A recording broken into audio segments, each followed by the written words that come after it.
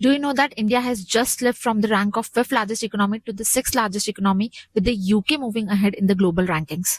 Why has this happened? Let's understand the reasons behind this shift. इस change का मतलब ये नहीं है कि इंडिया की इकोनॉमिक ग्रोथ स्लो हो गई है.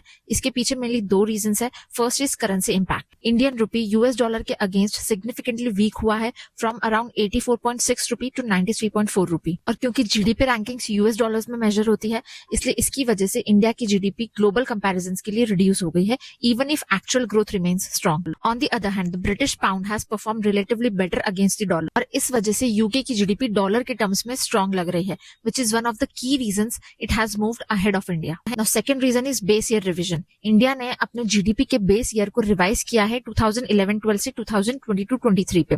Now what is base year? तो ये एक रेफरेंस ईयर होता है जो कि जीडीपी को कैलकुलेट करने के लिए यूज किया जाता है. ये बेस ईयर का रिवीजन इसलिए इंपॉर्टेंट था क्योंकि कोविड के आने के बाद पहले वाला जो 2011-12 का बेस ईयर था वो इकोनॉमिक चेंजेस को फुल्ली कैप्चर नहीं कर पा रहा था, और इस रिवीजन की वजह से कुछ पुराने ओवर एस्टिमेटेड फिगर्स करेक्ट हो गए हैं और इकोनॉमिक डेटा अब और रियलिस्टिक और एक्यूरेट हो गया है. तो इस शिफ्ट के बाद भी जो लॉन्ग टर्म आउटलुक है वो पॉजिटिव ही रहेगा, क्योंकि according to IMF projections India is still expected to become the fourth largest economy by 2027, surpassing both UK and Japan. So this isn't a fall in economic strength, it's just a combination of currency movement and data correction.